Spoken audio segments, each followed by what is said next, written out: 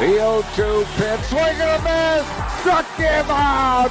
The Philadelphia Phillies are 2008 World Champions of Baseball.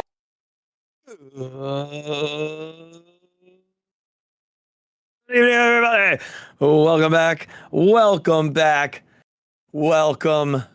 to another episode of the Phixated podcast. I am your host, Mike Azzalina, and I am joined by a man who is going to the World Series. Regz, the Phillies, my friend, are in the World Series. Can you believe it? No, I've been scrolling Twitter just all day, just going back in my timeline. I'm not going forward. I just keep going back, and I start from like last night, and I just go forward, and I see everything, and I've already liked it all. I've already bookmarked most of it. And then freaking Murphy puts out the video of Fransky in LA on the Sent Bryce that to me Homer, right away. and like Yeah. I almost started crying. Yeah. Like when Fransky like puts his fists up, like that guy's never shown that. Like I've never seen that emotion from him outside of his voice ever. And like I just keep scrolling through, man, and then we're gonna talk about this, but then I think back to like how we watched it happen, and then I think back to 2008 and how we watched those things happen. Like, oh my gosh. It's a sentence that you couldn't have given me enough money to believe you. Back when the Phillies started like, what, 2-7 or something? And I just... Not when they were 21 and 27 or whatever they were, 21, 29. You could pick many times over the season. And I just can't... I can't believe it. I can't believe the feeling. Yeah. Like, when that last out happened, I told our buddy, I have to sit down. My legs don't like, I don't know what to do. My legs are shaking. Mm-hmm. Like that's, I don't know how else to put it. Listen, when the Eagles made their run, I was, of course, a fan. Not as big as some, but certainly way up there. Sure. But there's just something, like we said before, God, I love baseball. And I love this freaking baseball team. And when they do well, it's just like there's a different level that like my soul reaches. And you can't describe it. You can't describe it. Yeah. Yeah, I know. I it's interesting. It's interesting to think about today overall, because I don't feel like I ever came out of my fog today. Yeah. I feel like, Andrea said to me tonight, is this all you've thought about all day? And I was like, yeah. That is truly all I've thought about all day. I have not thought about anything else. I've only thought about the Phillies. I've only thought about the World Series. I've only thought about how this feels so different than it did in 2008 and 2009. And I don't know if it was because 2008 was like so new. I was a college kid. It was just riding the high of everything, right? 2009 almost felt like we were supposed to be there. So it just felt very business-like, get back. This, and not that group, I mean, look, if you can't, you've been in my basement before. Like my basement has every bobblehead of every guy who was on that team. I have a shelf dedicated to Pat Burrell. Like that team over my shoulder, the Matt Stairs homer, the Lidge, all that team meant a lot to me. It was so the team reasons. of our lifetime. Right. But this team. Yeah. Something's happening. This team, there's just something there with them. And Regz, I said this to someone, I don't know if it's because we have so much more access now than we did then, right? Like, but I also can't imagine Chase Utley standing in a huddle singing a song by a British pop artist that was remade, spraying champagne. Like, I just don't see Chase Utley doing that. Yeah. So, there's something about the personality of this team. And last night, they let Topper do his speech to an extent. Yeah. And he didn't even get out the words, right, JT, how many more, before JT was like right in his face, spraying champagne, yelling Topper 4 more over and over again. And I don't know, man. This team just has that like college group vibe that they just love each other, and I think that's why we're bought in, and I think that's why this means, and it feels so much differently. And we're gonna get into the whole they don't belong there conversation. We did not talk about that in our like pre-show notes, but I do want to talk about it because it's such a narrative right now, and I kind of fought back on a couple of people on Twitter about it today. We're gonna talk about that later, but like this is who we thought this team could be, and Dave Dombrowski did enough to make them even better than what we thought they could be. Yeah, and I think, and we'll yeah, you talk to that difference, and I don't know if it was our age or just how this team is sort of made up. Like the people we brought in on that 08 team were veterans. Yeah. Right? Like Matt Stairs, like oh my God, I'm gonna blank out and I'm gonna kill myself. Who's the third baseman? Pedro Feliz. Thank you. Yeah. Yeah. But like Bruntlett, you know what I mean? Like guys like that. Like, oh God. but you know, like Blanton, like guys like that. Like that team didn't have the daycare. You know? And maybe that's the difference in us being now 35 and those guys being 25. And like Bryce Harper just turned 30. You know what I mean? Like he literally just turned 30 years old. Yep. Castellanos isn't that old. Schwarber obviously is older, but what is he, our age? Not even. Yeah, probably, he's right? a little younger than us. Yeah, he's younger than us. But you know what I mean? So maybe it's just the time. And you're right. That team wouldn't be singing Dancing on My Own in the locker room. No. Like, yeah. So I think somehow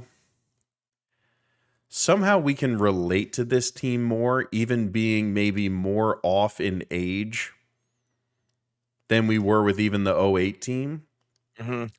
But yeah, you can somehow get into it more because you're right. They are more accessible. There's all those people in the locker room sending out videos, and they're coming up to like have interviews with the radio guys and like pour beer on top of them and like all that stuff. Yeah. Like, like that team in 08 was a team of the time. Like baseball was still in a point back then where showmanship was not allowed. Like putting yourself like flashiness above the team was not allowed. Like someone like Ronald Acuna Jr. would not have flied in 2008. He had a couple balls under his chin. You know what I mean? Yeah. So baseball has changed and the makeup of this team is different. Like we can love them both, but but it's just different. It's like you said, it's different. Yeah. And there's nothing wrong with either personality of either team. Nope. Like the personality of both teams. And I think, you know, some of it's a reflection of the manager. Charlie was perfect for that team, right? Yeah. Like there were a lot of really good players with a lot of egos on that team that Charlie had to kind of counteract. And, you know, they didn't necessarily have like the little brother, like the Nick Maton. Like they were all very businesslike. And when they brought players in like Placido Polanco, Raul Ibanez, like that Jeff Jenkins the year before, like, or back in 08, like they brought in, what Ruben did was he brought in veterans who, you know, were very business mentality. Right. Yep. You know, Nick Castellanos doesn't quite fit down. No, he's like mafia personality, right? Like he's very stoic. Yeah. Kyle Schwarber is clearly, I mean, Dave Dombrowski called him the best clubhouse presence he's ever been around. Dave Dombrowski that's nuts. said he's the best clubhouse presence since Darren Dalton. Like that dude has had a lot of guys since then. He's been the GM of a lot of teams. But like you watch Kyle Schwarber in some of these videos but you can see there's a difference, right? Like he probably has like almost two different sides of who he is. Oh yeah. And you know, but like that just kind of speaks to the core that they've brought in here. And you know, Bryce has become a very mature version of the kid who came in. Oh my gosh. He's someone said to me today, a school counselor at my building was like, my husband used to hate him and now he's like, I don't know what changed about him. I don't know if it's Philly or what. I said, no, it's, you know what? Honestly, I think Bryce Harper had 2 kids. He's married. He's just different. You got to remember, this kid had cameras in his face at 16 years old. Yeah, probably even before then. I mean, he was the next coming, and we're going to talk about him later, but like, he's fit and lived up to all of it.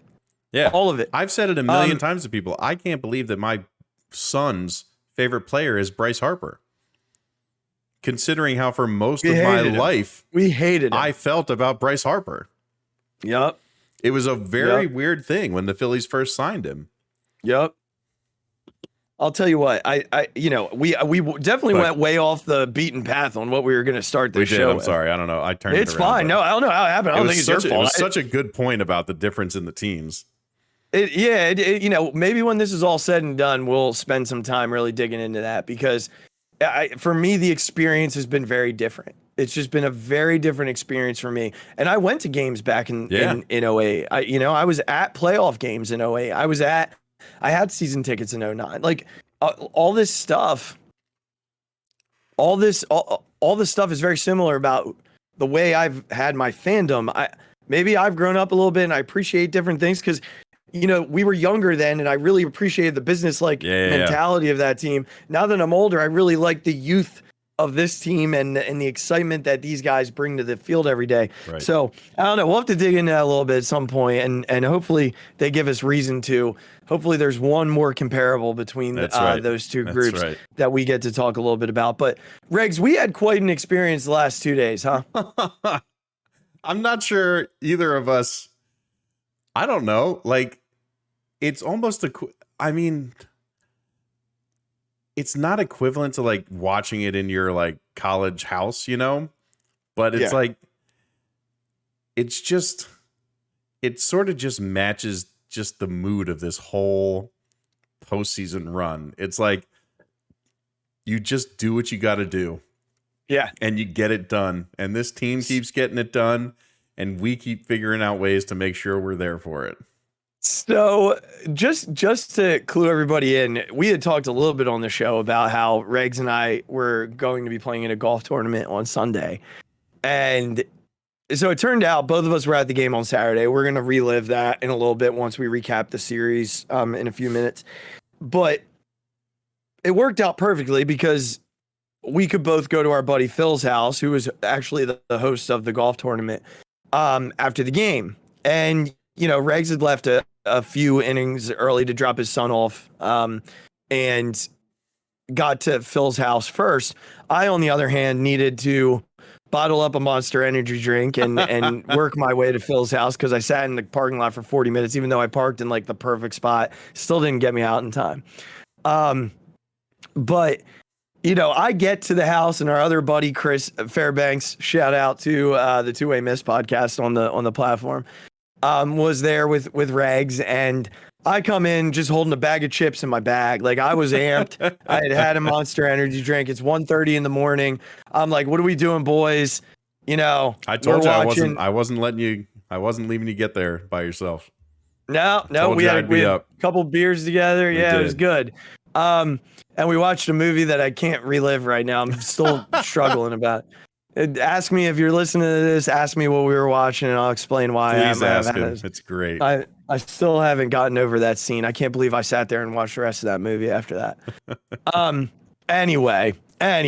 So, we're all excited about this golf tournament. Like, we had the plan that we were going to listen to the game on the radio as we were playing because, we figured by the time we got done, the game would be about 7th, 8th inning. We could watch the rest and then get on the road after that. What we didn't anticipate was the weather that we encountered. Oh my gosh. I will never trust a weather app ever again. For as long as I live, I will never trust a weather app ever again. Oh my gosh. What did we check? 3 different ones? 3 different ones, and all of them were like, you know what? There's no rain till 7 o'clock. It's gonna be a little windy. So we get to the course, and it's Regz, our buddy Banksy, me, and Reg's brother Jeff, who was really great to see, by the way. I don't know if he listens to this or not, but it was really great to see Jeff. It's been a long time since I've seen him. Looks great, sounds great, played really well. It was just cool to hang out with him. But we get there. It's windy, you know, it is what it is, but Yeah. we're fine with that. That was totally doable. Yep. Perfectly. It wasn't that cold, honestly. No, it was Yeah. totally fine. It was just, you know, it was just a little windy. Yep. And so Banksy and I go into the thing. We're like, you know, we're gonna get our lunch before we go out. So we go in. It's still, you know, perfectly fine outside, windy, cloudy, the whole thing. We're excited. You know, we were told what the winning score was the year before. We felt really good about it. Banks looks out the window. He goes, I think it's raining. And I look at my app and I'm like, yeah, it says it's just passing. Yeah, like it should be gone. We get out. Regs, I mean, confirm for the people. It just shat on us for 18 holes. Like it stopped for maybe a grand total of 10 minutes throughout the 4.5 hours we were out and there. I think those 10 minutes were on like the 17th hole. Yeah. Like when we were on the 17th green, And I think it let up. It maybe only rained hard for like 5 minutes, but throughout the rest of the time, it was just that misty, like just constant, and it's getting blown around by the wind, so it's getting into everything. Like nothing is dry. Mm-hmm. There's nowhere to go because the trees are under the tree is worse, like because it's windy, so it's dropping all the rain on top of you. There was just nowhere to go. There was nowhere to be that you weren't going to be wet. I mean, by the end of this round, I looked like an old man shuffling around. Yeah. I had layers on. I ended up, your brother gave me his what he is, like rain jacket. His windbreaker, yeah. Yeah, his breaker. I don't think you would have made it without it. I don't think I would have either. I turned into a totally different player once I turned it on. You did. I turned into a totally different player. So just to kind of recap what we heard on the course, and then we'll let you know how we finished. We were walking up to a green when Reese hit the 2-run home run to go ahead. Yep. We had moved up to the next tee box when Soto hit the home run to pull within 2. Or pull within 1. Yep. And then we moved up to, we were on the 17th green or 17th approach shot, 17th green when the Padres both tied and went ahead. Yep. We got into the clubhouse, changed because we wanted to get out of our soaking clothes, and up to the dinner as Bryce was pretty much stepping to the plate. Yep. And then the rest is history from there. Well, but the funny thing about that is that so the place we're eating, the dinner area, doesn't have a TV that works. Correct. So we're in South Jersey. We're around a bunch of people who are Philly fans. Yes. Everyone has their phones out on the table, either watching on game day or they pulled up the Fox app or whatever they're doing. Bryce Harper, Real Music gets a single, and Bryce comes up, and you and I are just watching on the game day app because we couldn't get the TV part to work. Right. But a couple of people have it, so we're like kind of looking over some people's shoulders and things like that. And then one guy goes, "Yeah," but provides no context. He just yells, and everyone's like, "What happened? Like, what do you mean?" I look at my game cast, and it says in play runs. I'm like, no, he didn't. I'm like, is he a Padres fan? Like, did they get out of it? Like, I don't understand what's happening. And then you see in play runs, and then it's like dots. It like just flows around the room because everyone's delay is different. And then it just starts finally going. And then you were like, he freaking hit a home run, man. And I'm like, what are you talking about? And we run over to the next table to watch the replay of it on someone's phone. It was just so funny how it like the one guy had it 8 seconds before anybody else did. But said nothing, but yeah. And you're like, what do you mean? Yeah. Like what happened? So we follow the rest of that inning on the app. Oh my and God. Then we were like, you know what, dude, we got to go and watch the end of this game. Yeah. So we go over to the bar area, which is the next room, and we see it's Robertson. And I was like, we're explaining to our buddy, to Banksy, like, the significance of this guy who has been with us twice, has not been the same pitcher that he is with literally every other team he pitches for. And he gets the first out rather easily. Yeah. And then, you know, we get the wild Robertson he loses version, the feel 2 for walks that slider. Yeah. And at that point, Ranger comes in, and I go, the good thing about Ranger is that he doesn't have a pulse, so this'll be fine. Regz, I don't know if I texted you this morning or if I texted somebody else. That bunt, the ball he fielded, I watched that replay again. That was a really difficult play that he made look really easy. So you did text me, and I told you that I told Banks that as soon as I saw the replay. I was like, that was not an easy play. Nope, a lefty who has to turn his body all the way with around. The runner in the lane. Right. Mm-hmm. Throw a strike from wet grass. Grisham's not slow. No, he moves. Yeah. No, he moves. And he's from the left side of the box, so he's out of it immediately. Yep. And he has to pick it up, spin, and throw all in almost one motion. Yep. There's no room for him to hesitate. Right. And once again, that man should have won a Gold Glove. Yeah, like that's an unbelievable play. It is that he made look easy in the calm, collected way that he does pretty much everything. Yeah. And then Austin Nolan, we both said, oh gosh, it's Austin. Of course it is, right? And it was like the perfect storm of what's going to happen. And he threw two, one of those change-ups and game over. Phillies win. Regz picked me up, almost put me through the ceiling of the bar. Didn't drop you this time. Didn't drop me on my head, thank goodness. And then from there, I'm the same as Regz. I had to lean up against something. I couldn't believe it. I just couldn't believe that this group was heading to the World Series. And in case you're wondering, we tied for first in the tournament. We tied for first. I still say with good weather, Regz, we probably. Oh my gosh, for sure.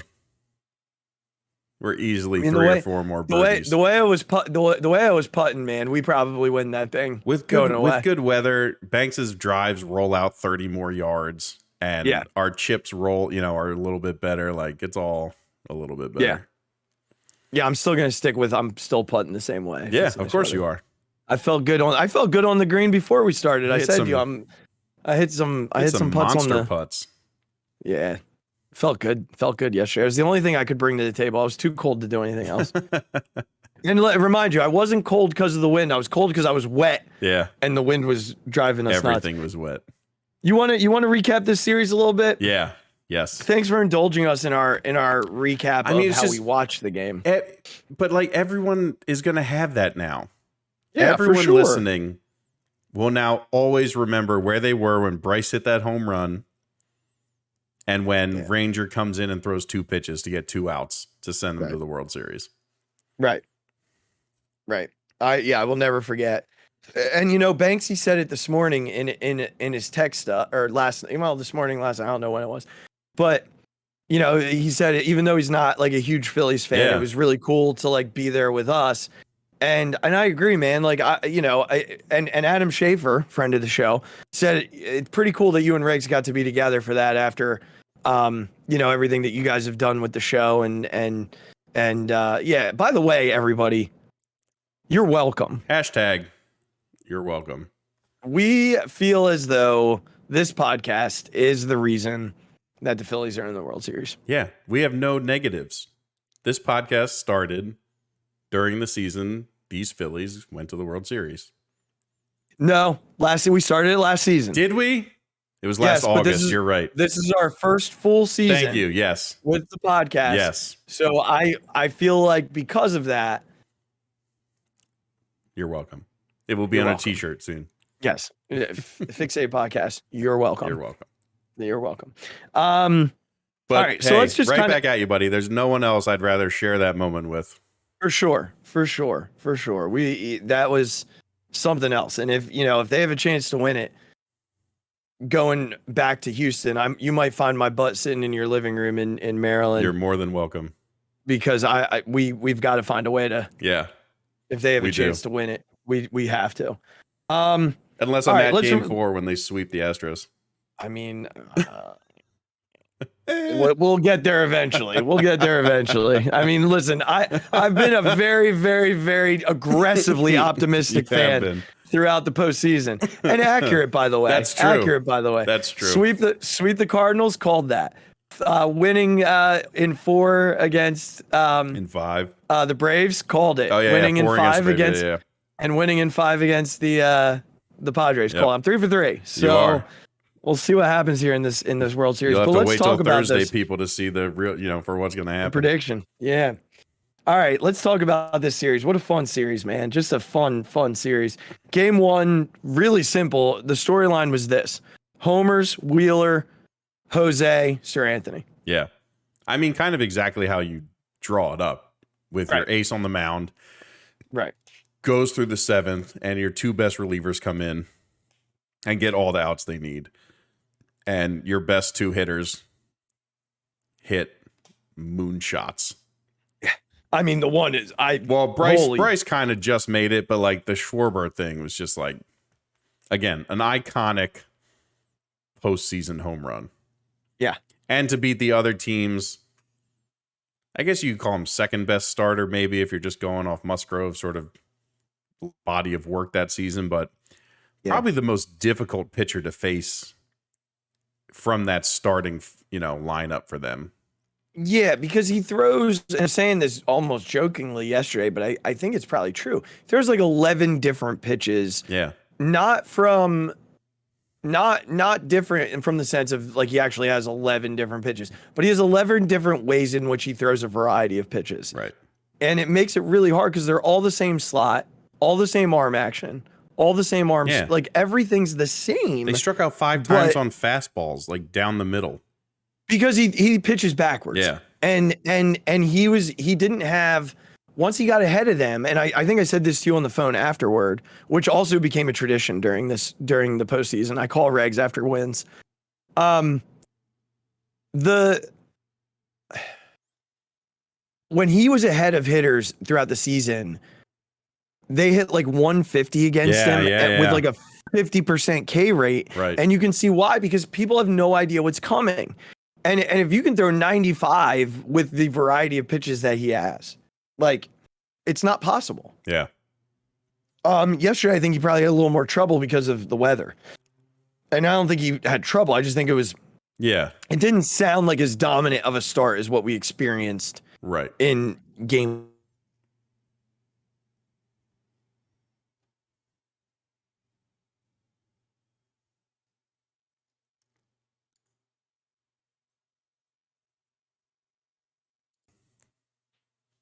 So sorry about that, everybody. Got the blue screen of death out of nowhere there.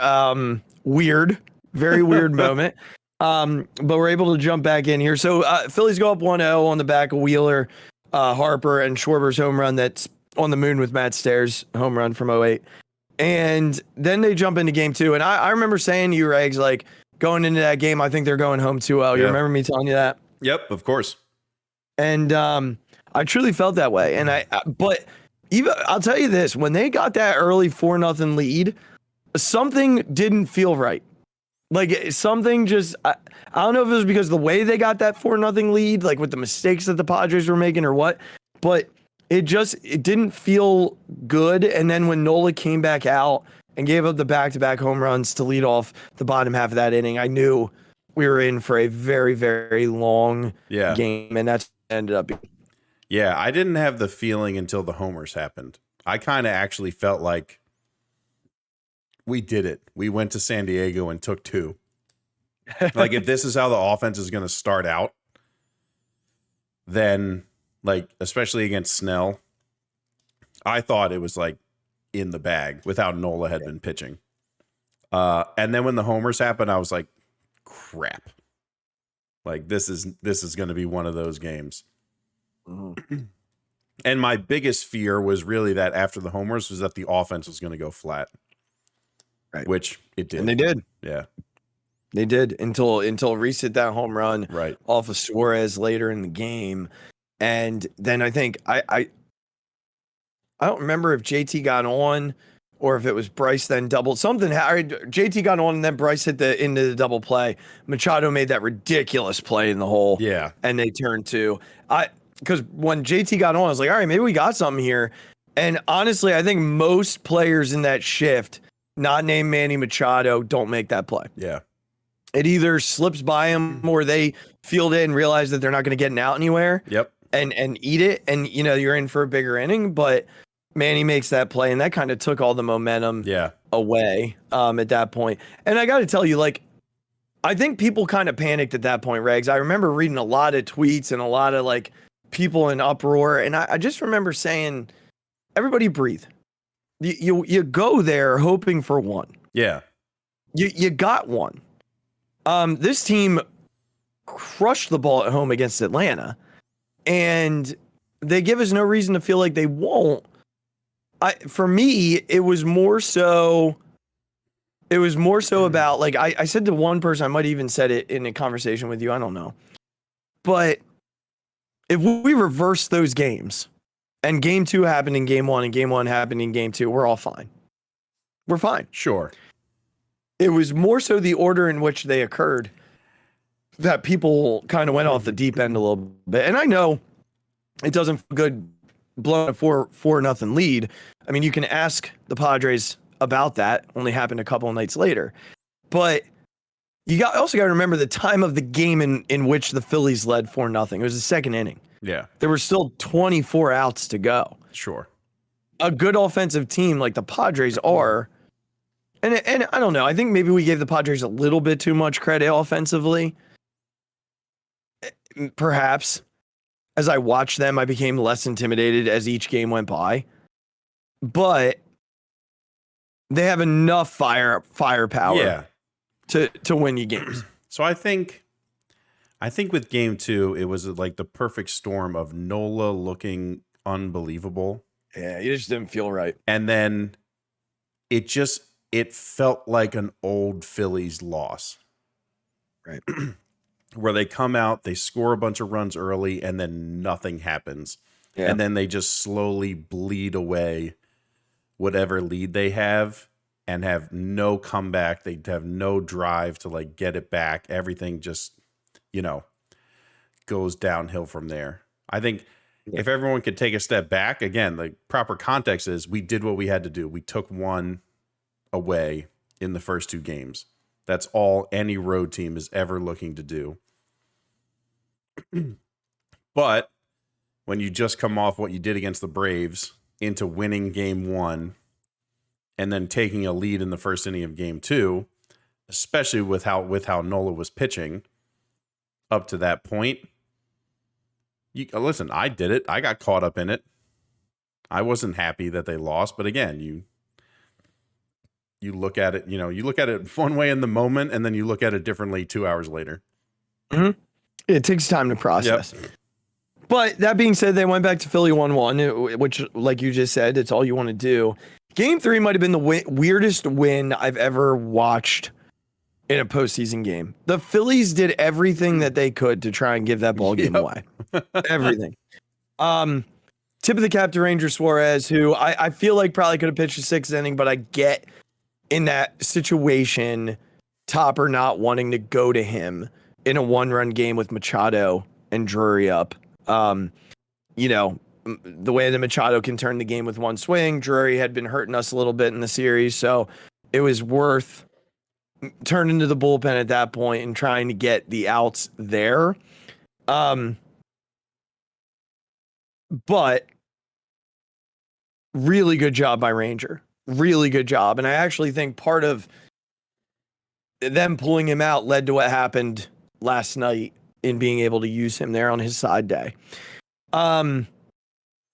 Schwarber hit another leadoff home run. That guy just has the flair for that. Yeah. Finds a way. And then the Phillies defense just took over. Oh my gosh. Right. The double play, Ranger had 2 earned runs, neither of which were his fault. Yeah, right. I'm sorry, it was 1 earned run. He gave up 2 runs, 1 earned run. He should have had no runs at all. The Gene play. Yeah. Gene to me, they say that happens 99 out of 100 times, 909, you know what I mean? Then he makes that play 999 out of 1,000 times. Yeah. I truly believe that Gene Segura makes that play 999,999 out of 1,000,000 times.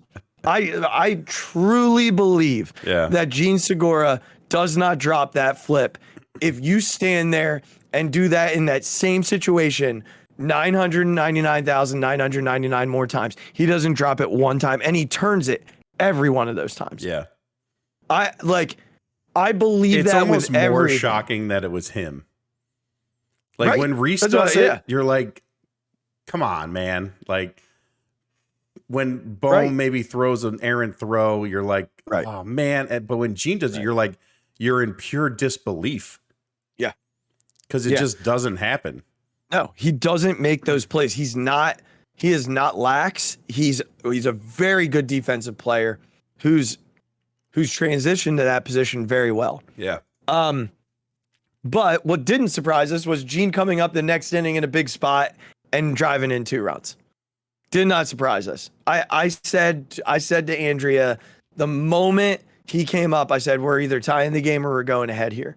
He swung at the same freaking pitch that he did against the Cardinals and poked it in the right field.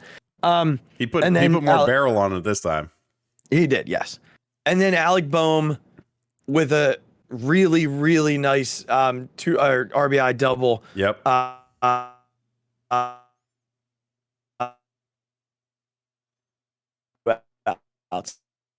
That gave them the extra cushion. Look, we won't go back to the Rhys Hoskins era because wow, and he also struck out 3 times that night. But game 4, he changed all that narrative again.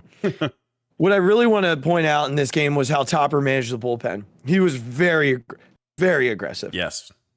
Went to Eflin in the 6th, Jose in the 7th, and then went to Sir Anthony for 2 innings in the 8th and the 9th. And, this was a game he knew he had to win. Yeah. He knew it was on deck the next day. It was a true bullpen game. But boy, did he manage this game well. Yeah. He just managed it well. And I know what people had said initially about the Profar thing. Profar went, so there's no excuse. He went. He swung. He swung at ball 4, but he swung. And that settled Sir Anthony down, and Sir Anthony cruised after that. Yeah. But he swung. There's no doubt about it. But tip of the cap to Topper, who managed that inning or that game incredibly well. I know people question taking Ranger out. I was kind of on the fence. I wasn't quite sure the reasoning, but I understand wanting to get him out of there. Eflin did a job. And then the other 2 guys who have just been phenomenal throughout the entire postseason did their jobs. And onward we went. Anything you want to add to I that? just think he understood that going against Musgrove, you have to look to win that. Like the next game, the bullpen game is what it is. You kind of can't predict what's going to happen. And you couldn't because that game was wild. Right. But when you have a chance to beat their best pitcher, you have to do what you do to do that because you're not going to have that many chances. Right. Which leads us then to Saturday. Yep. Regz and I at the game. You might have seen the picture. Got the beanie on. He's got the hoodie on. We're all excited. It's all happening in front of us. It's 2-0 right now. Yeah, you got to get better be on for game 4. It will be. Trust me. All right, good. All right, and this is the kind of game where you got to open the summary because there's so much happening. I just got to make sure that I recap it correctly. That you get everything. So it gets off to a fast start. Like obviously, Falter gets the first 2 outs. Then Machado comes up and homers, and I remember us talking about this on the course yesterday, where it's like, all right, the Machado homer happens, and you're like, okay, that's fine. Right. We're good. Yep. But then Cronenworth and Bell both find their way on. Yeah. And Drury hits the double. Yeah. And you're like, oh crap. Yep. It was like, okay, it's a lefty against a righty. Machado is still very good. And Bailey Falter is not like the greatest left-handed pitcher to ever walk the earth. So he got 2 outs quickly. He got Soto out. It's a solo home run. You're like, okay, no worries. Let's just get out of this inning and we'll keep it rolling. And then it just got worse. It got very bad. Yeah. And then Kim singles, and at that point everybody's second guessing Topper for starting him. The crowd was silent. Yeah, it was not. There was no buzz at all. No, it was gone. Yeah. And I think, the guys next to me were definitely armchair managers. I mean, they were questioning Topper for starting him, and I was like, you guys, you do know that they're they're much better against left-handed pitching. Like, look what they did to Nola. And and the one guy was like, well, they didn't do it to Wheeler. And I was like, all right, so are we really comparing Wheeler and Noah Syndergaard? Yeah, right. Because it's not the same thing. Yeah. Like, Zach Wheeler's a top 5 pitcher in the National League easily. You could argue top 10 in baseball. Yeah. It's not the same thing. Like, this team is built. You really want to face Josh Bell lefty? Because I don't. Yeah. You know, you were trying to steal 2 or 3 innings from Bailey Falter. I think he definitely felt the moment after the Machado homer, and he just couldn't find it back again. Listen, he's never been in that situation before. Right. And now that being said, you want to criticize him, that's fine. However, Clevenger was worse. Technically the better starter. He was technically the better starter in this game. Technically the better starter. And I think, you know, we'd agree on this, and I feel like we felt it immediately when Schwarber hit the line drive to left field that it wasn't done. Right. And then as he's coming to the plate, those same 2 guys sitting next to me are complaining that Rhys Hoskins is still in the 2-hole. And, you know, I bit my tongue. I was like, you know what? You just went in on him for one other thing. Don't do it again. And as soon as that ball landed in the seats in left field, I just turned and looked at both of them. Now, granted, I had some beer muscles in me at that point, but I turned and I just looked at them, and I don't think they liked me very much. And we ended up talking throughout the game, and we were good. Yeah. But like, this is why Rhys Hoskins, I feel like, is so underappreciated by the fan base, because he makes a ton of mistakes, but that dude always finds a way in a big moment to make up for those mistakes and make you forget that they happened. Yeah, I mean, he did it twice in this game. We'll get to the other one in a little bit, but go ahead and talk to that. Right. It was just, I don't know that he's not a hard player to root for, because he's genuinely a good person. Like, he doesn't give you any reason to dislike him as a person. Errors are always going to make people upset. And his sort of hot, cold streak, like when he gets cold, he gets cold. Like, it's not like he's just hitting ground balls everywhere. He's just staring at pitches down the middle for strike 3 for like a month. But in these playoffs, that's only happening for like a game.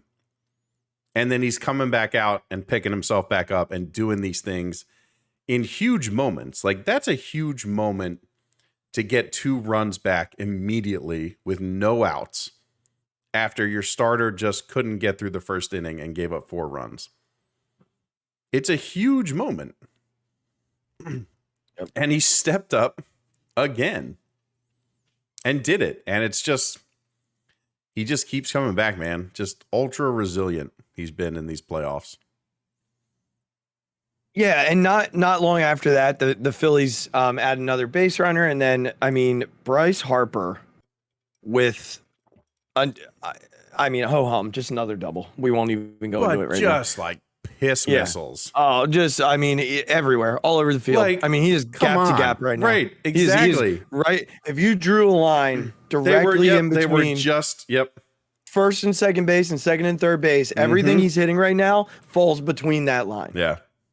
Or between those 2 lines.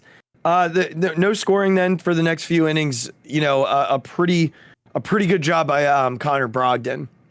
Yeah, coming in and especially after his last couple outings, just a really good job going 2 1/3 to get them through some big innings there, and pass the baton a little bit.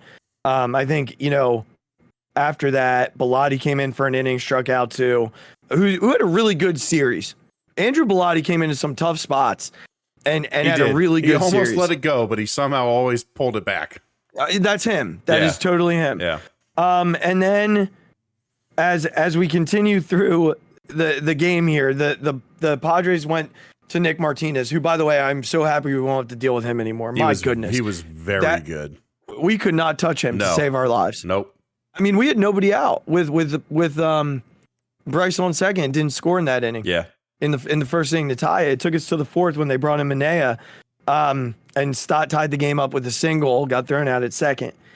And then the Phillies bring in very good play by Profar. Oh, yeah. Profar's a natural shortstop. That arm doesn't surprise me. Yeah. But getting to the corner and throwing out a runner like Bryce Stott. Yeah, it's a great play. And then, we talked about Bilotti clearing the fourth for the Phillies. Then they go to Brad Hand in the fifth, and he gave up the 2-run homer to Juan Soto. Is what it is. I don't right? know. Yeah. I don't know what to say. He's just not very good. He hasn't had a good postseason. So anyhow, the very next inning, Kyle Schwarber finds his way on, walk. Yep. And what does Rhys Hoskins do? Freaking. Now, I'm going to question Bob Melvin here. Like, why was Manaea, a left-handed pitcher, still in the game pitching to Rhys Hoskins? I don't know. Probably because you have Harper looming, but that didn't work either because JT found his way on. Right. And then Bryce doubles to left center and the go-ahead run comes in, and the Phillies never looked back after that because Castellanos comes up and hits the base. My goodness, another team of destiny moment. Yep. They score that run. And then at that point, Syndergaard had come in. He shuts them down in the sixth. Pitch is great again. Yeah, Schwarber comes up in the bottom, homers. They wanted to get wall. We can't let's not bypass that. Yeah, Schwarber doesn't just homer. You're right. He hits the top third of the batter's eye. You're right. Like hits it and goes to a knee just to admire his work. I mean, everything with him, he's just. We didn't even talk about the leadoff home run in depth that he hit. Like that ball was. He was out in front of it and he still mashed it. Yep. He's just lumberjack strong. Just absolutely destroyed that baseball. They brought Syndergaard back in. He got one out in the seventh, but couldn't get past that. They brought David Robertson in. He ended up going an inning and 2/3. He did throw really well in game 4. And you wonder if some of what we saw in game 5 last night is because he just can't do the back-to-backs right now. He's not stretched out enough to do it. I don't know. I don't want to make too many excuses for him. But he looked so different on Saturday night than he did on Sunday. But he looked different for the next two batters. The first batter, he's painting that slider on the outside. Looks like he's perfectly in control of it. Yeah, he definitely had control of his cutter. He just couldn't get his breaking ball over. His cutter was there. He completely lost the feel. Unless you're Mariano Rivera, you can't throw that cutter every pitch. Yeah. So, and then JT came out and homered. And that ball was crushed too. Yep.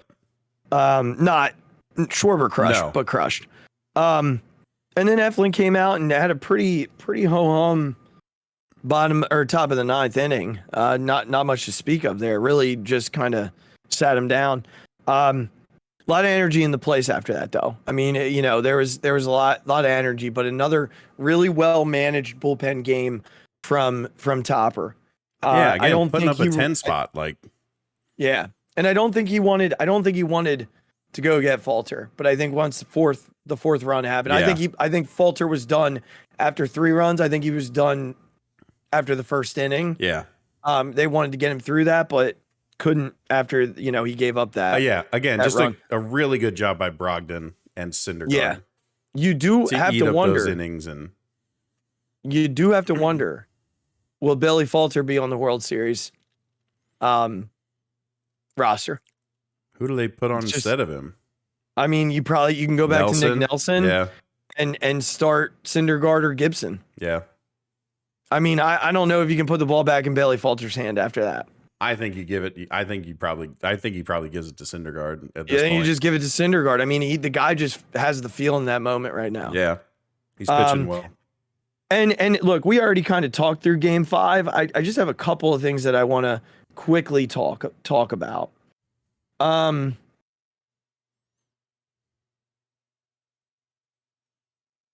don't understand. I'm happy it happened, but why was Suarez in the game to pitch to Bryce Harper and Josh Hader was not?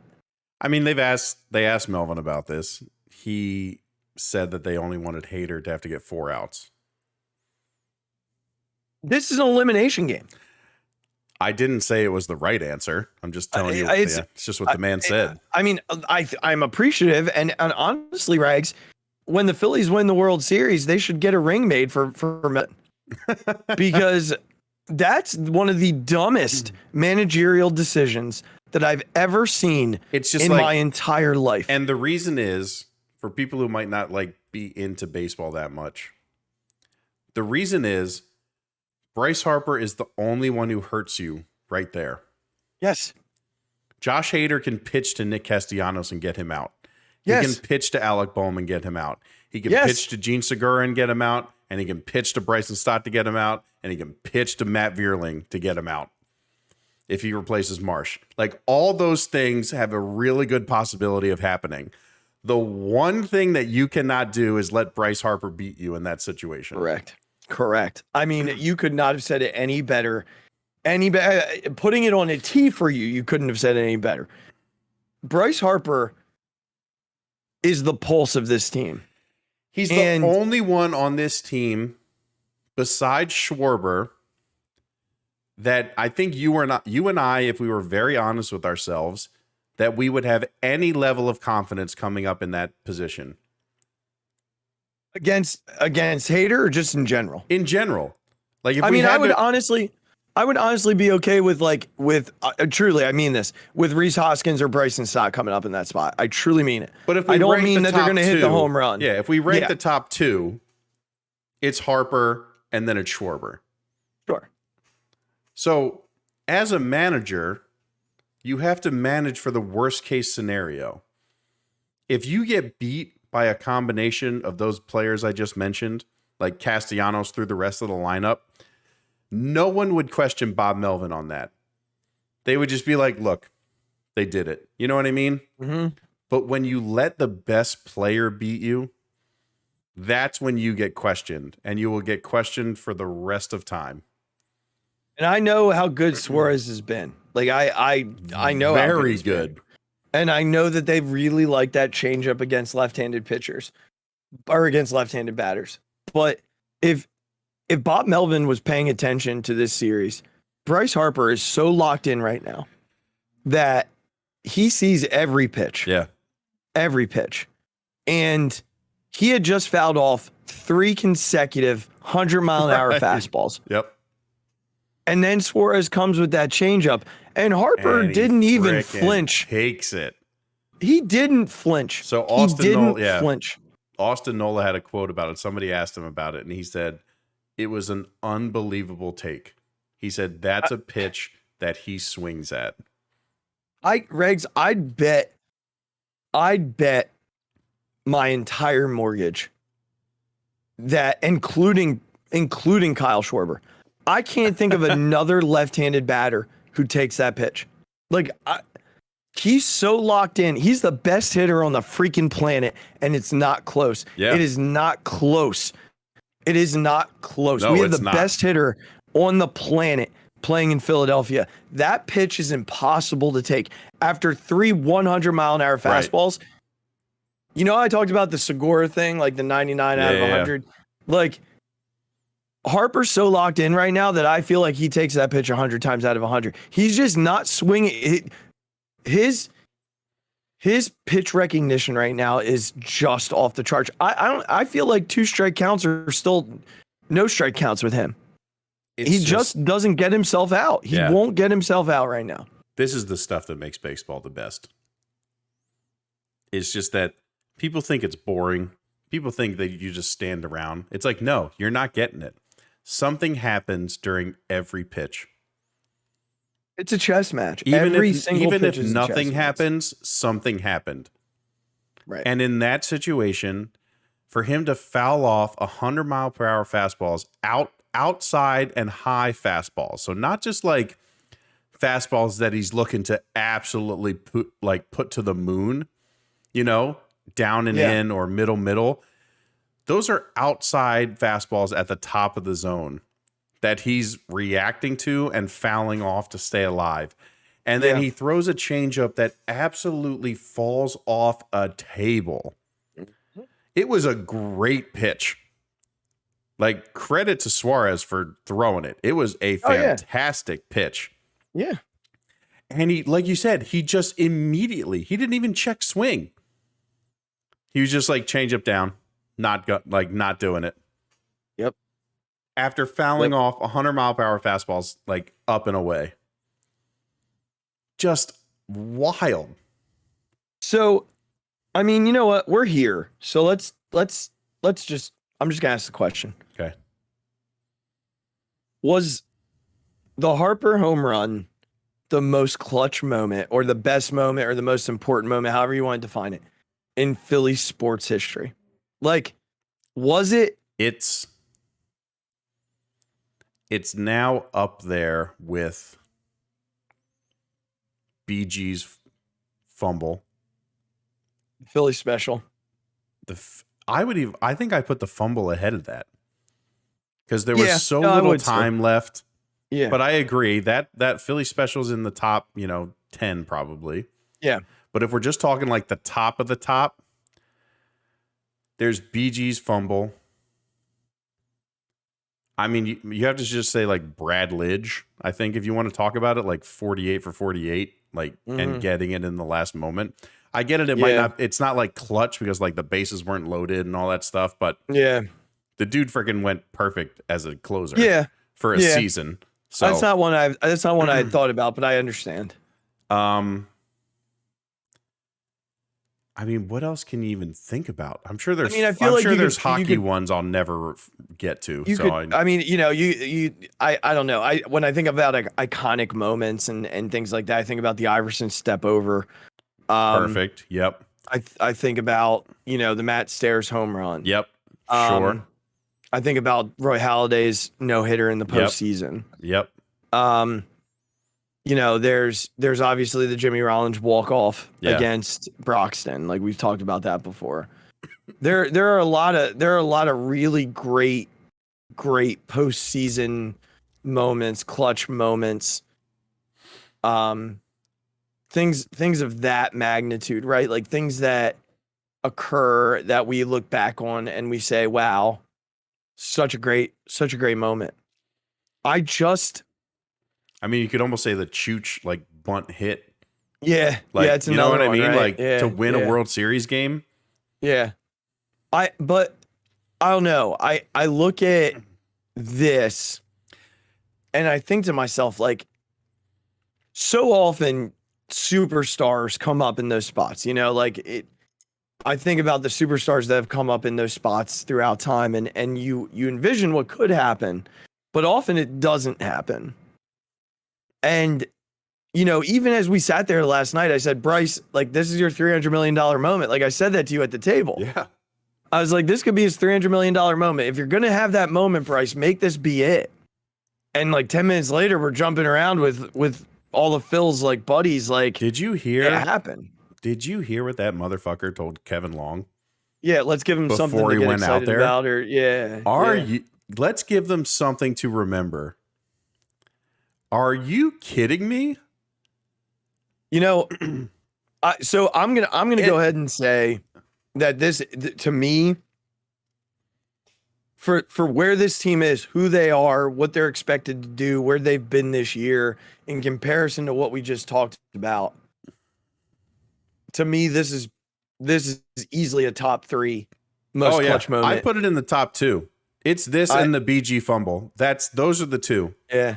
For me. Yeah. I just like, but let's just hone in on Bryce for a few minutes. Before we go a little bit further.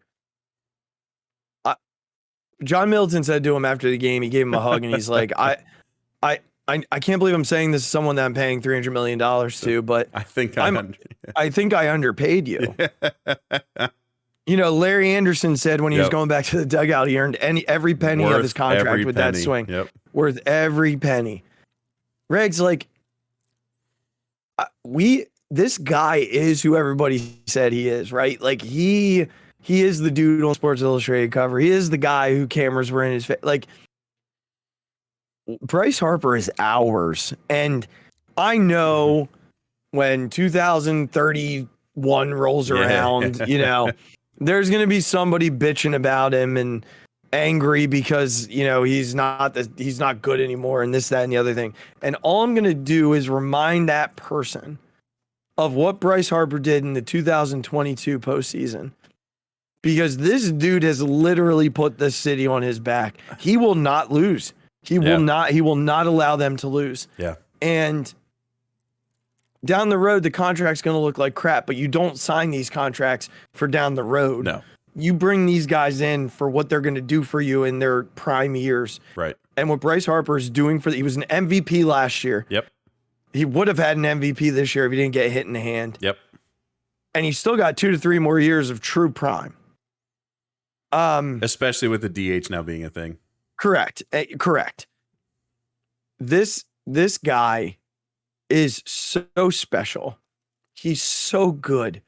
Every at bat is just, and again, you said it, baseball, people say baseball's boring. If you just watch Bryce Harper at bats and just watch the chess match that he's playing in his head with the pitcher, it is just a sight to behold. Everything he does.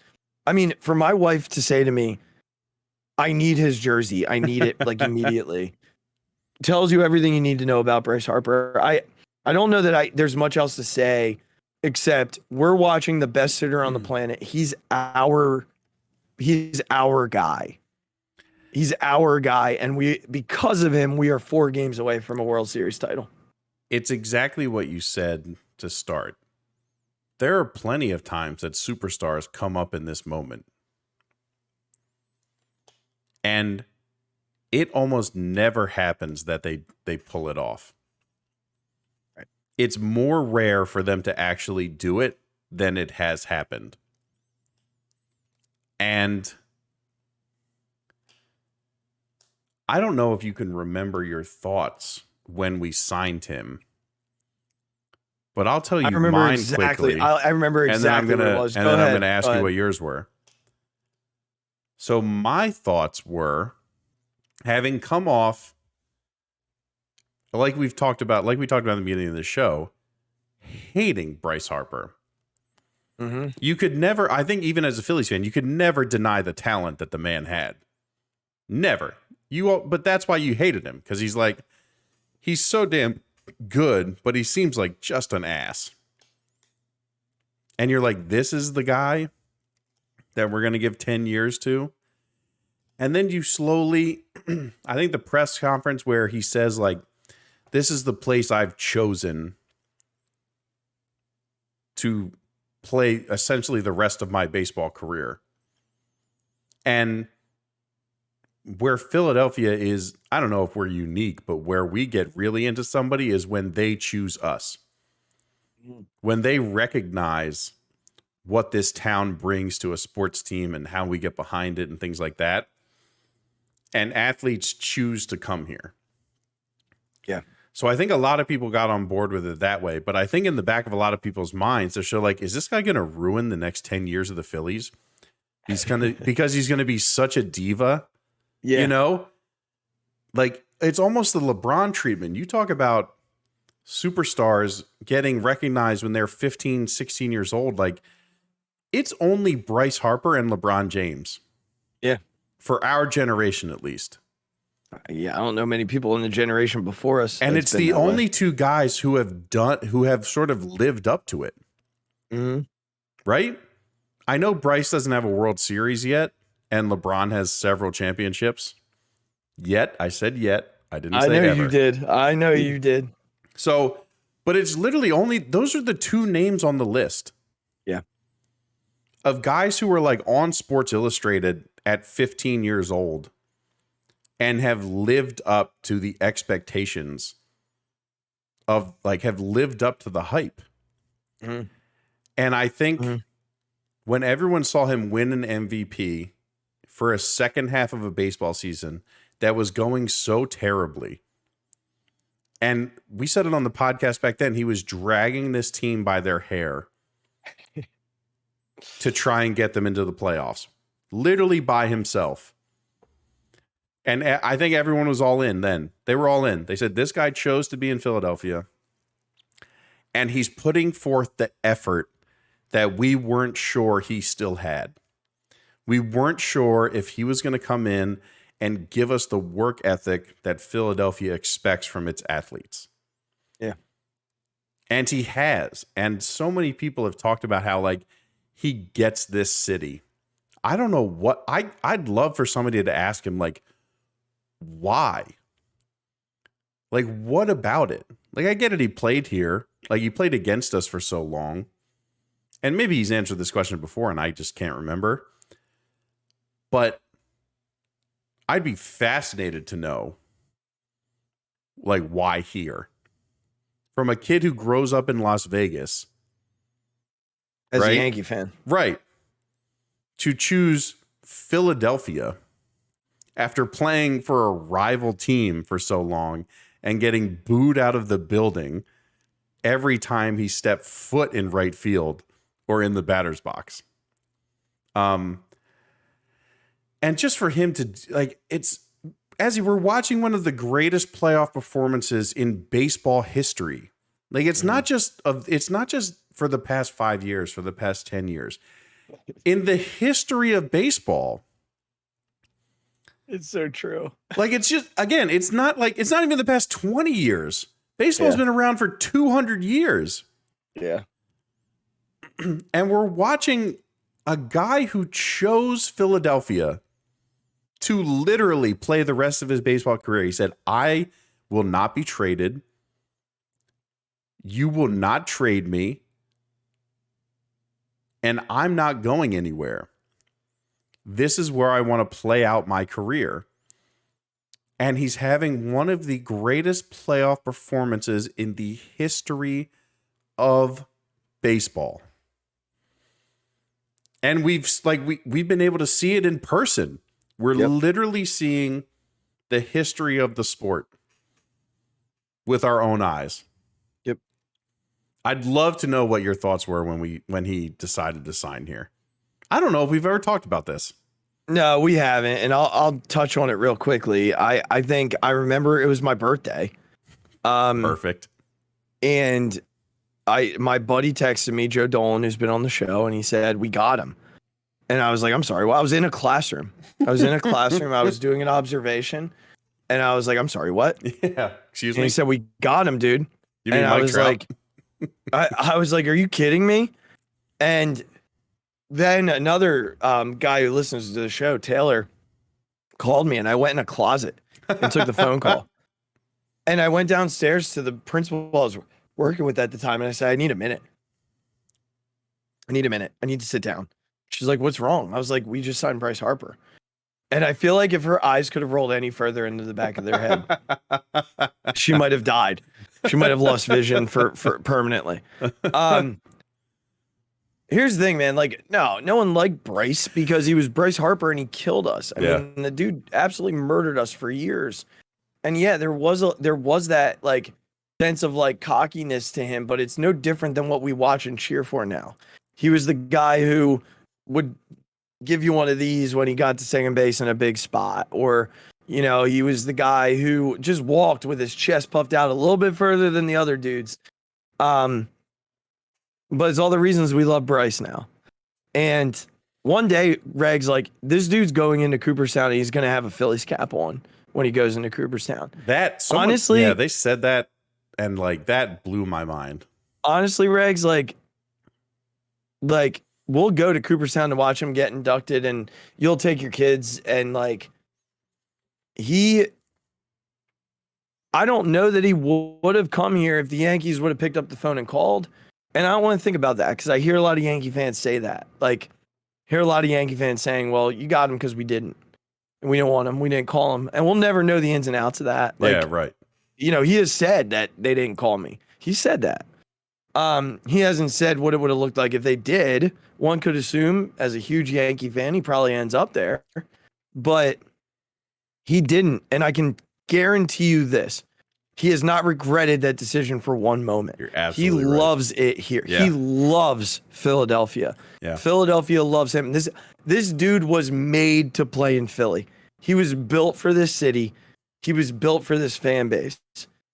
And he's built to win multiple titles here. You know, we talked about before how Steiny Boo said, you'll never win a title with him. Yeah. Steiny Boo, we are 4 games away from winning a title with him. And my reaction was what it is now. We got a great player. Yeah. And I never for a second questioned him, questioned his effort. He hasn't let us down. I mean, he's playing this year hurt. He's got torn. Like, he's really hurt. Like, not just a little bit. No, he's doing this injured. Yeah. Like, he's doing this injured. Not a single person has talked about that, by the way. No. Well, it's we're Philadelphia. No one likes us. We don't give a shit. Real quickly, we'll talk so much more Bryce Harper in the coming week. But I just want to give a brief tip of the cap to Rhys Hoskins. We talked a little bit about it earlier. Rhys is under scrutiny all the time. Defensively, he's just not. We know he's not good. We know he has his shortcomings. We know that. We get it. We get it. But that's a dude who came up in some big moments in this series, game 4 specifically, and came up in the big moment and showed out in the big moment. Honestly, I know Bryce Harper's holding the MVP trophy, but they don't win this series without Rhys Hoskins. They don't win the Braves series without Rhys Hoskins. Nope. They're not where they are without Rhys Hoskins. So hate on him all you want. Call him a bad baseball player. Call him a bad fielder. But that dude is a big reason why this team is stepping in on the field on Friday when there are freaking 30 other teams sitting at home, 28 other teams sitting at home. Yeah. He's arguably in the top 5 biggest reasons. Coming off that loss in Atlanta. Be a fun exercise. Coming off that loss in Atlanta, where he misses that grounder to have us lose a Wheeler start. Mm-hmm. Even though I think as much as we talked about, okay, we took one, on the road from Atlanta. Atlanta was never afraid to come into this place and play. No. When he hit that home run, it sucked the life out of the Braves. And it put a jolt into this fan base that has not gone away and will not go away until the World Series leaves Philadelphia for the last time. Yeah. Home run, which I was in the building for, is still the loudest thing I've ever heard. Because I'm like, honestly, if he doesn't hit that, and I don't know what this offense does. Right. I don't know what this team does. Him doing that and redeeming the misplay in the game before, the 0-for streak he was on, him and Schwarber were on, that momentum has carried us till now. Yeah. And he didn't just stop there. He followed up. He hit 2-run home runs the other day. Mm-hmm. Both of which were enormous momentum shifts. Yep. Not only to just get runs back after your starter can't get 3 outs, but to tie the game after another, your worst reliever comes in and gives it up, and the life gets sucked out of the building. Again, he puts a jolt into the stadium that carries through the rest of the game. Yeah. We talked about this before this stuff started, and while he was on the cold streak, don't you dare boo Rhys Hoskins. Mm-hmm. Because he doesn't deserve it. And luckily people realize it now, but I think we were on it from the beginning. Don't you dare boo this man.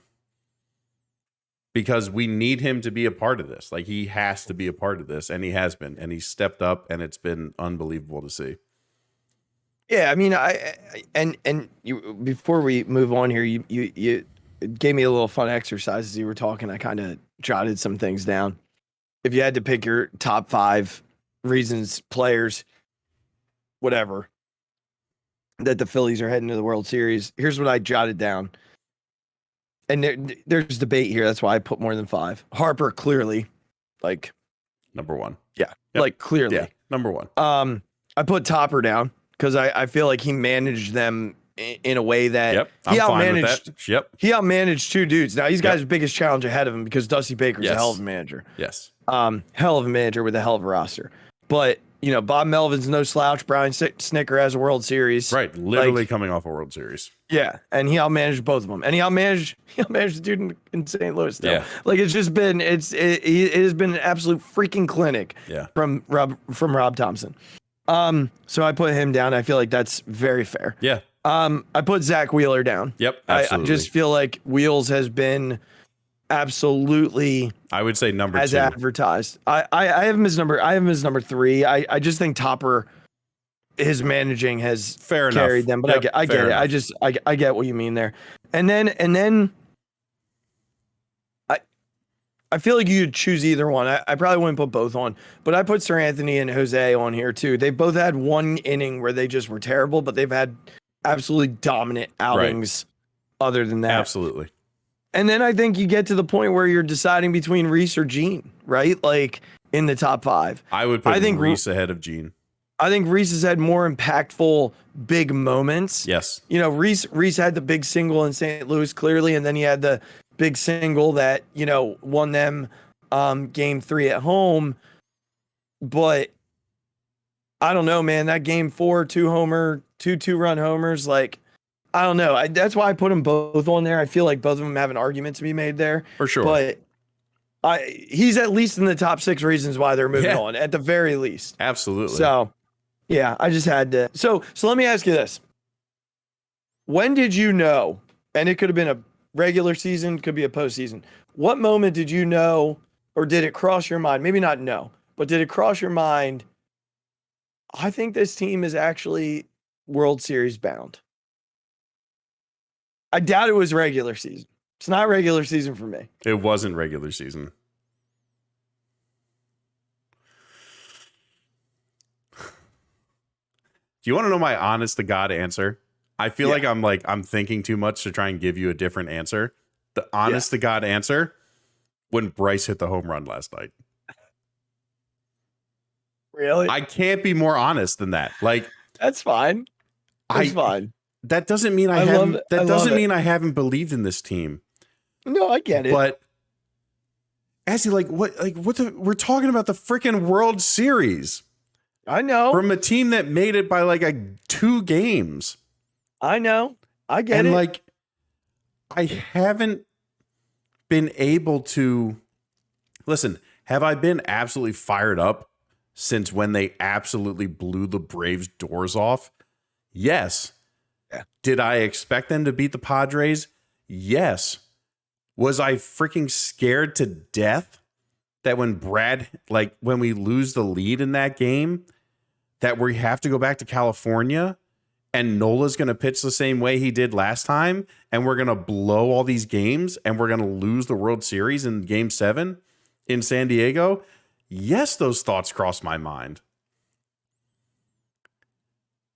And so, if I'm really, really honest, it's when Bryce Harper hit the home run. Okay. No, it's fair. I like it.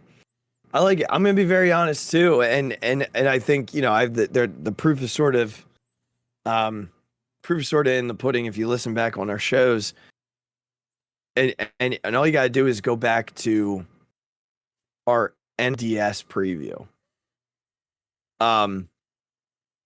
For me, it was the Bryce home run in Game 2 of the St. Louis series.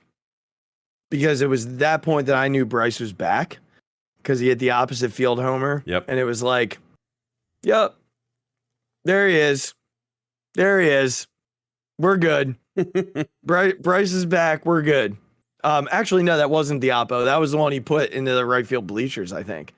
Either way, when Bryce homered in that game against St. Louis. Yeah, sitting on the curveball. It was the Mikolas. Yeah, it was that one. He crushed it into right field. Yeah.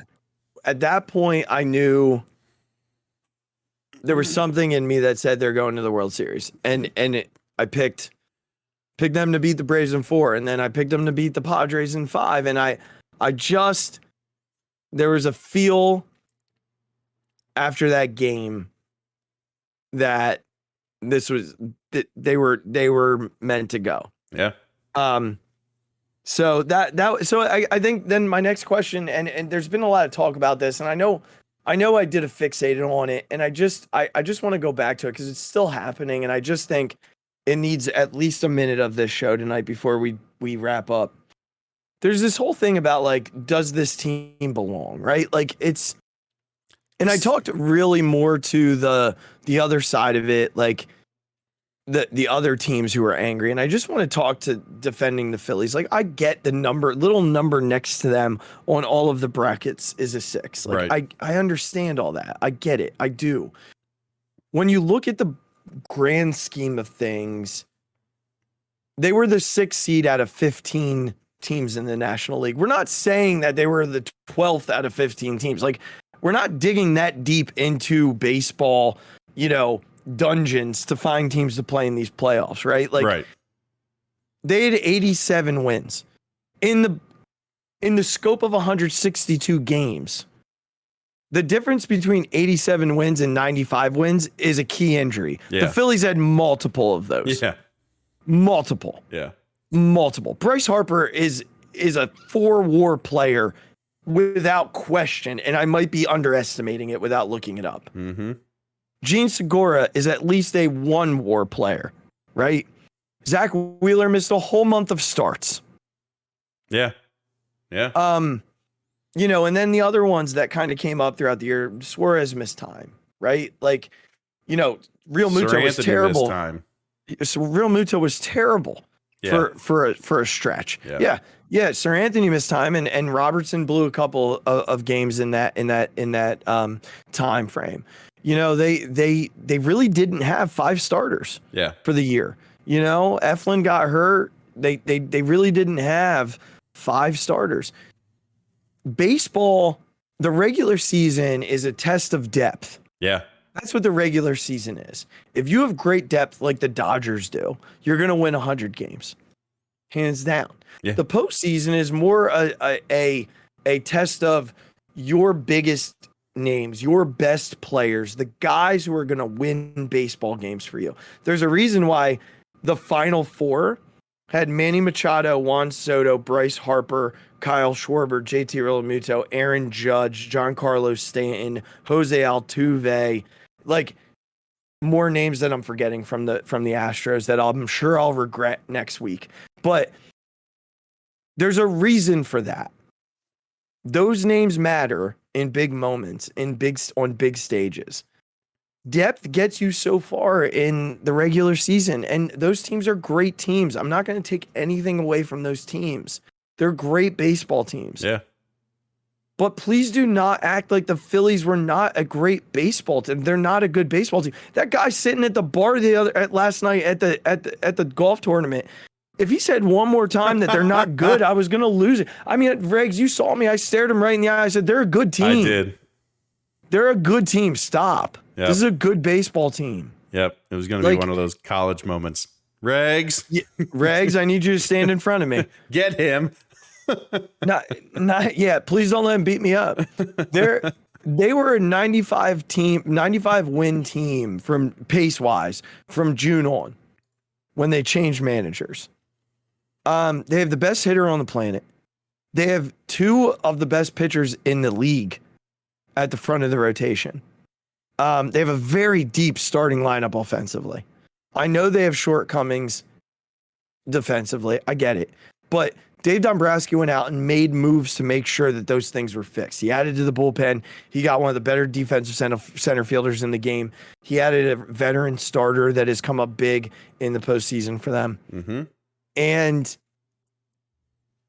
I just think people are missing the boat a little bit with the Phillies. They're saying that expanding the playoffs is bad for baseball. Tell me how watching Bryce Harper right now is bad for baseball, and actually make a real case. Like tell me how that's a legitimate statement. Yeah. The Phillies being in the playoffs right now and Bryce Harper having the series that he just had or the postseason that he's having is bad for this sport. Without just Convince me. Without just being pissy that your team lost. Like, shut up. Listen, what are we doing here? Like, what do you mean expansion is bad for the sport? It gets that many more fan bases watching your games. And God, this is the dumbest part. I know. I can't believe we're making that I made time for this, but I needed to say it. No one complains when the 12 beats the 5 in March Madness. Right. Should they just cut it off and make it like just stop at an 8 seed? Who in the country would be okay with that? If they took away the like 9 through 16 seeds in the NCAA tournament. Who? Yep. And all of a sudden in baseball, just because all the teams who won the most lost, you're saying that something like doesn't add up or something doesn't like work out for the best teams. You were the best teams. What's the difference? Like, what's the difference for the Dodgers in going to Atlanta in July and winning a series, or going into San Diego and beating them? What did they beat them? Like 12 out of 16 times or something? Yep. What's the difference? You lost. Mm-hmm. It doesn't matter. It doesn't matter. And I a couple more quick points talking to the teams that you just mentioned. I'll start with the Mets. There are a bunch of frauds who choke. We'll just start right there. You lost, Mets fans. You pitched your best 2 pitchers and you lost. It makes no difference. Exactly. It makes no difference. Yep. That you had 5 days rest. Would you have preferred 0 and had like Scherzer and DeGrom be able to pitch? The Mets did not have rest either. They didn't have to rest. Oh, that's right. They played right Atlanta, away. right. So again, you can't say you were cold. Nope. 2 best pitchers lost at home because your fan base is fraudulent. Yep, and your team's fraudulent. The Braves. Let's go there. Atlanta is a really good baseball team. They won 100 games this year. Yeah. But Atlanta was in this exact position last year. They won 88 games. Yeah. They got hot, and they won the World Series. No one said anything. No one complained about it then. Nope. What a run by the Braves. What a run. What a tremendous run. What a tremendous run. We added one more team to the playoff picture, and now all of a sudden it's a joke. And then let me just touch on the Dodgers. Best team in baseball for a decade and a half, right? Like, we've watched them just walk through this season year after year after year after year. How many world titles do they have to show for that? 1. Yep. In 2020 when they played 60 games. Yeah. Yeah. You just can't complain about it. You can't complain about it.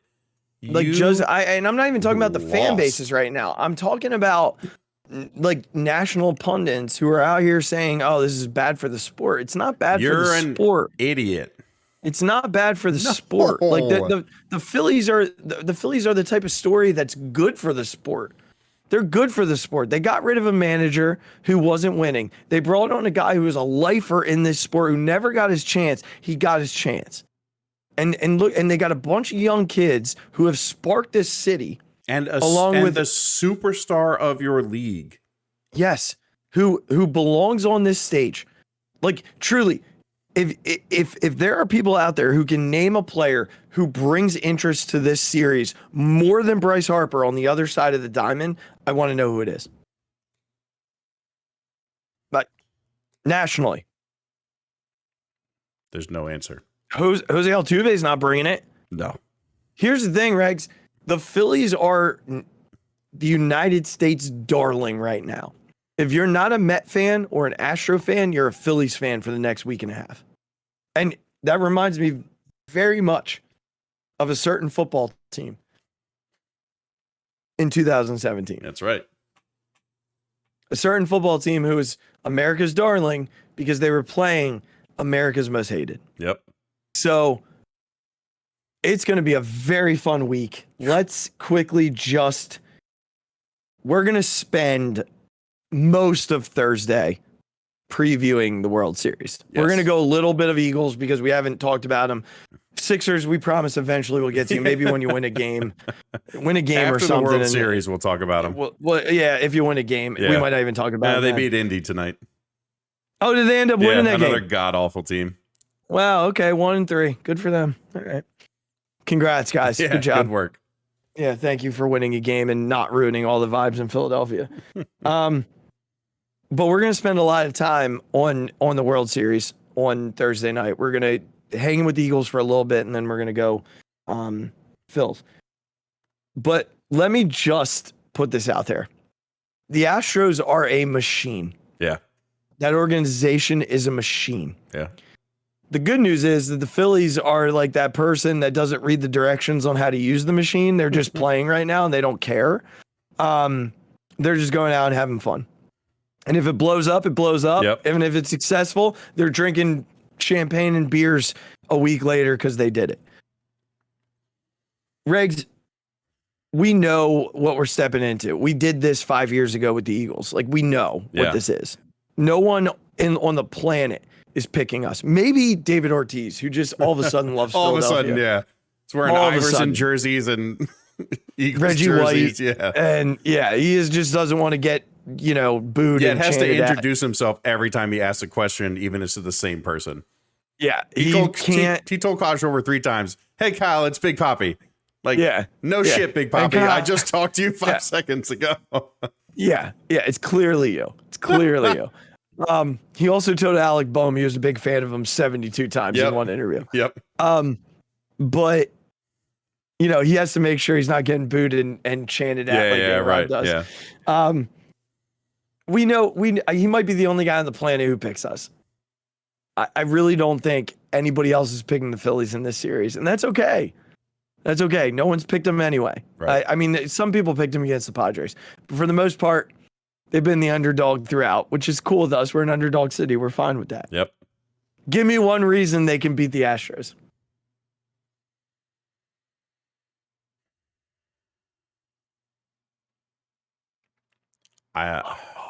Long pause. It is a long pause. I'm sorry.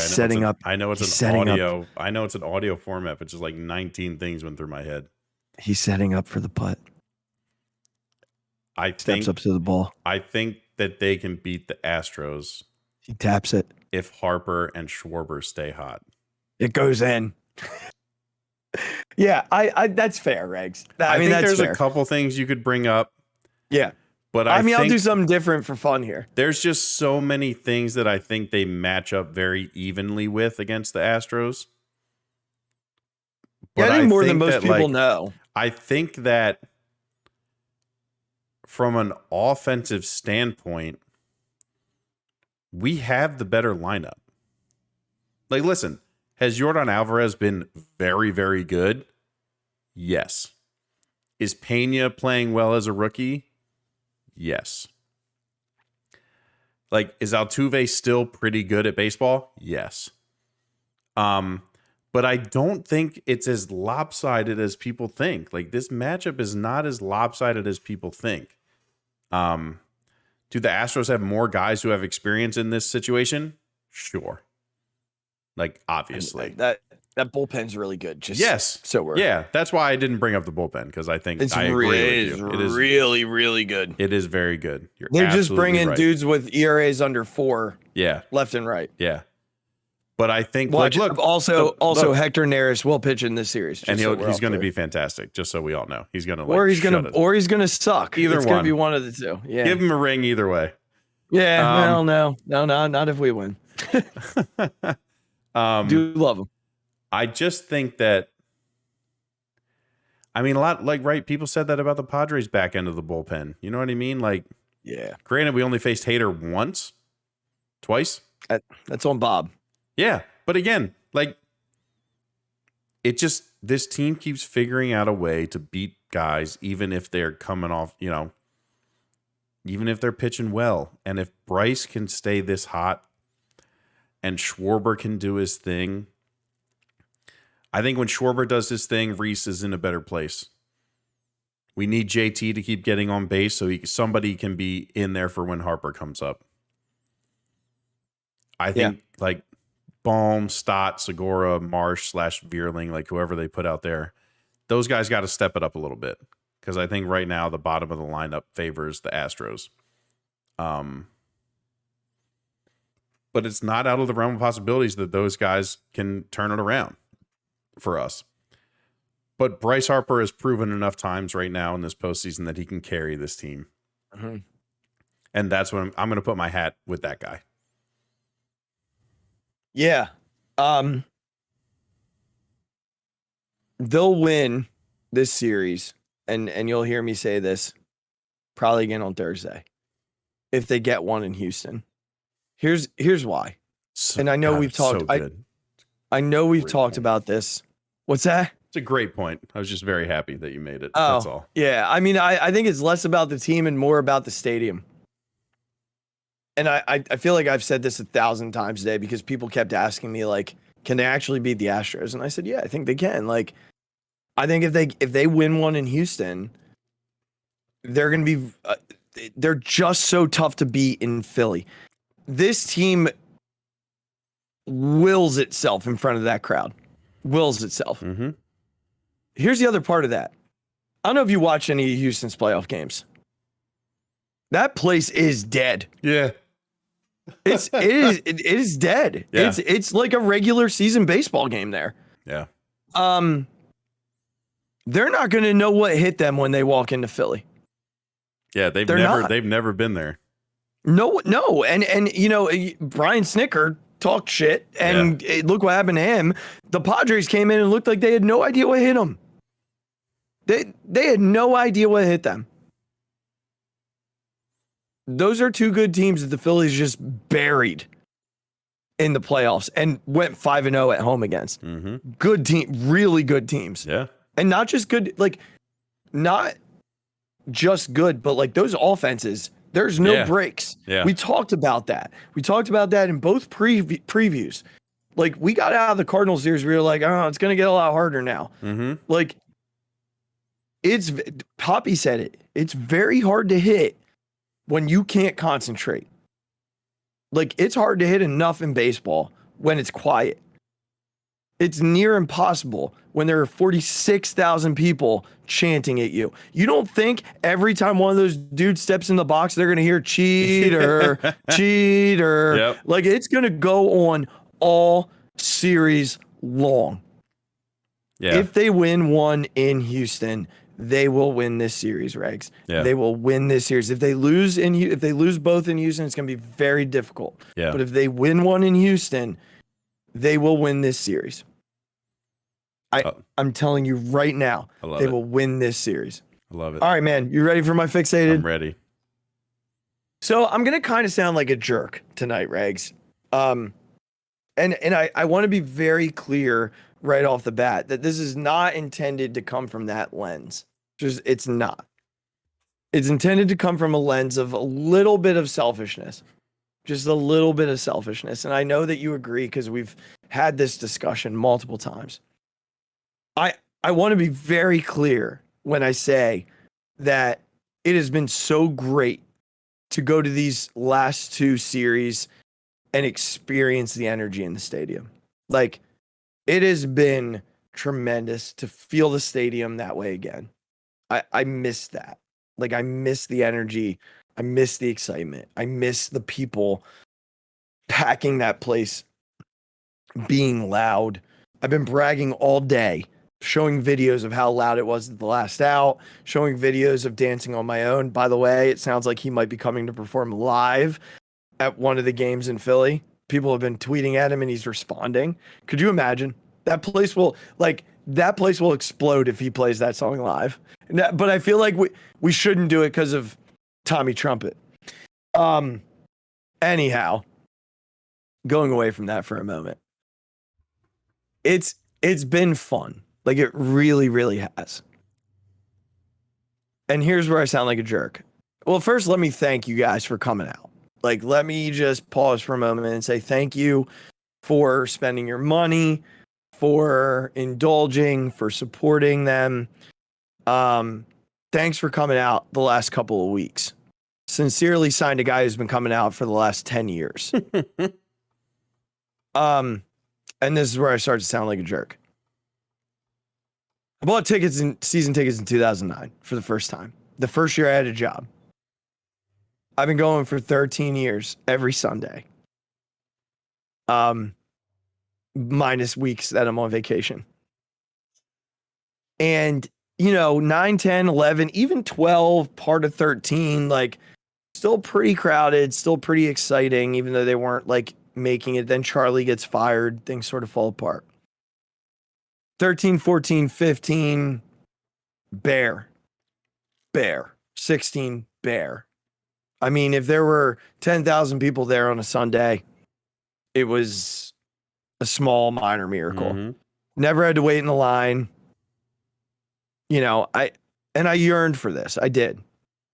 I wanted this back. I wanted these moments. I wanted the playoffs. Got a little closer in 17, even a little closer in 18, far closer in 19. 20 came around. We missed by a game. No one could go anyway. It didn't matter.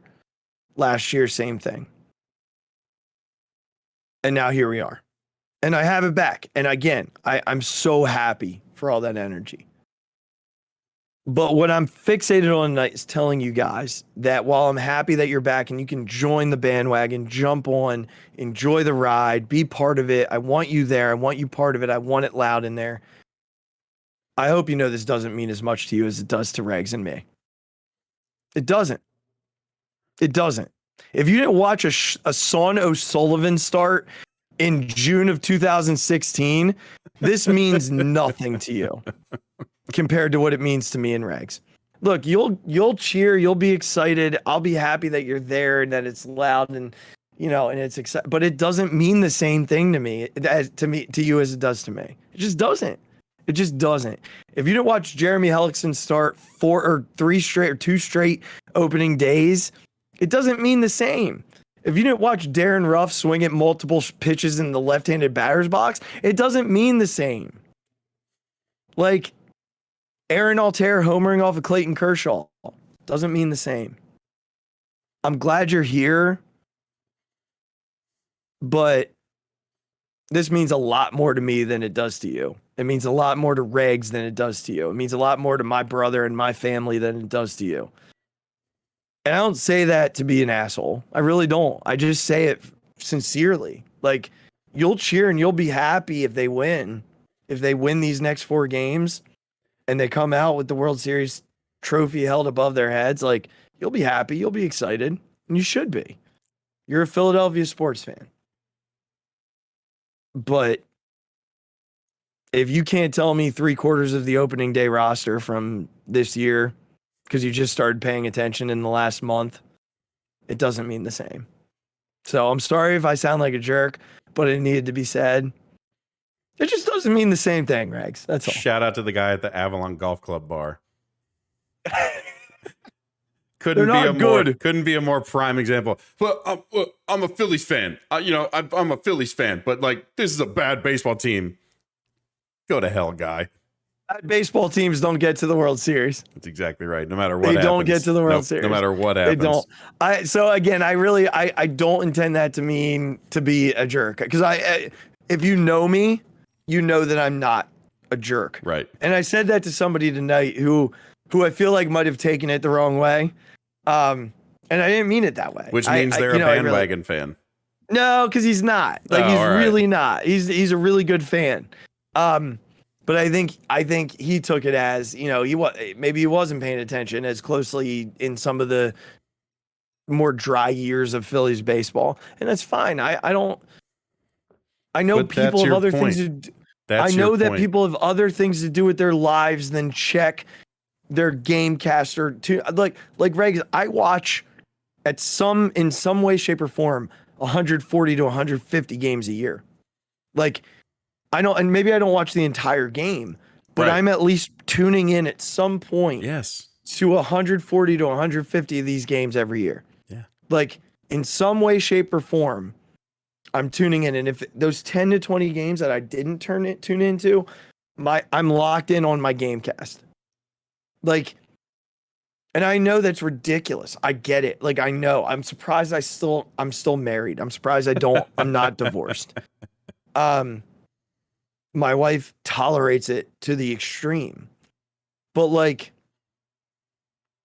again, like I know that there are a lot of people that don't remember Nick Williams playing for the Phillies, and they don't remember, you know, they don't remember Ronald Torreyes, who was here last year. Like they don't remember these guys, you know, Andres Blanco, like these random dudes who started and played for the Phillies in games that mattered, in games that were actually important. And so again, please understand when I say that I'm happy you're here. Welcome to the fan base.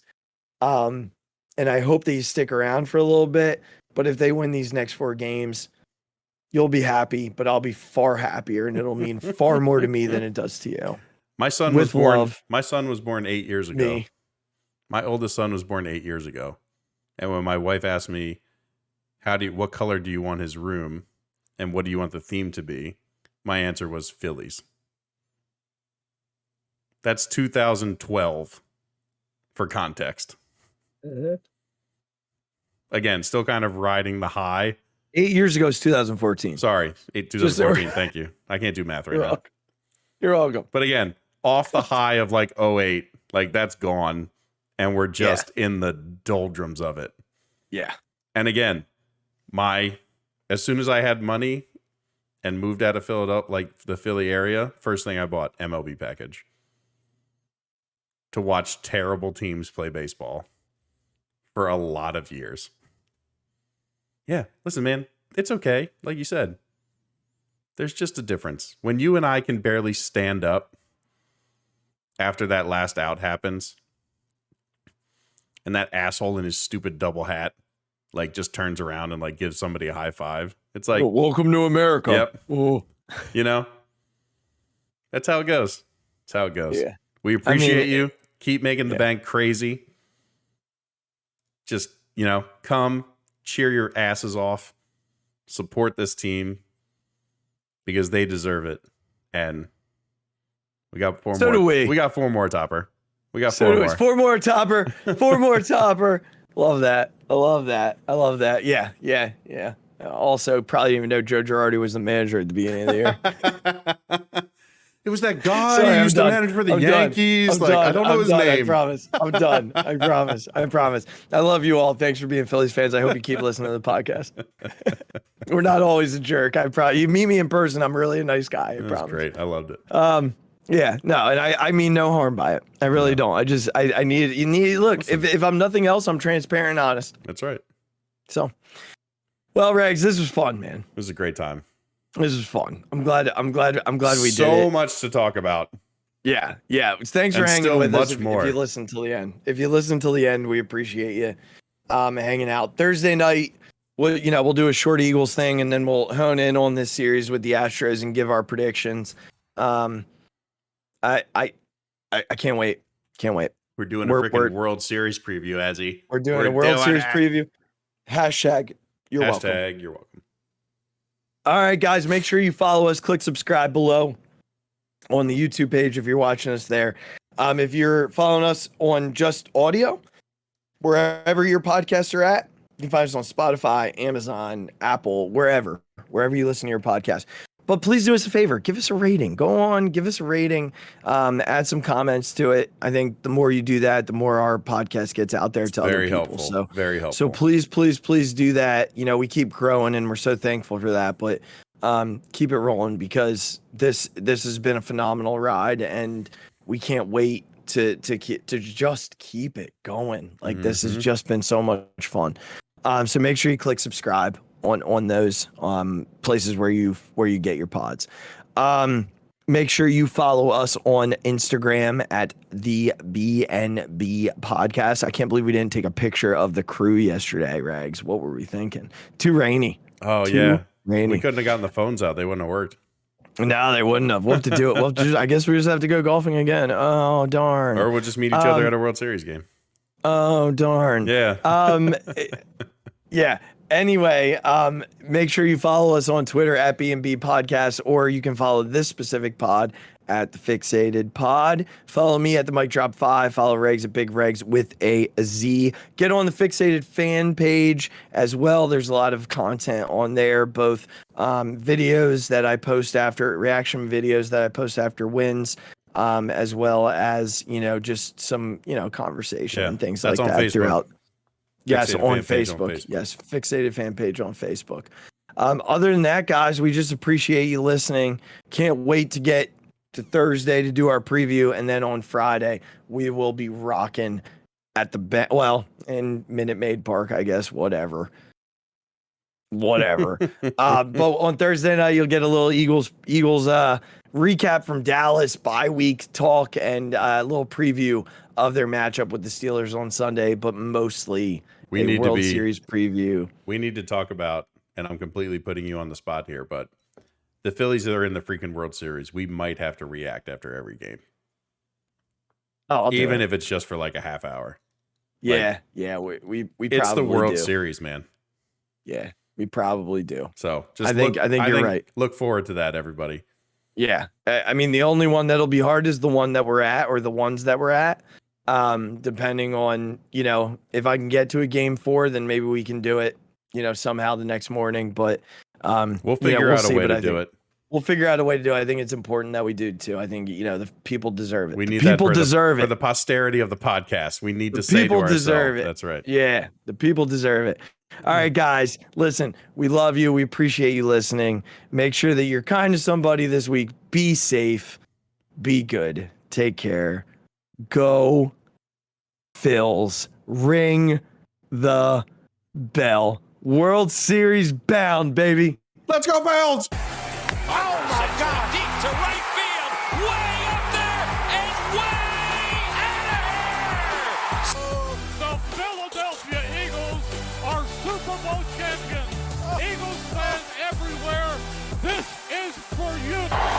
The 0-2 pitch, swing and a miss, struck him out. The Philadelphia Phillies are 2008 World Champions of Baseball.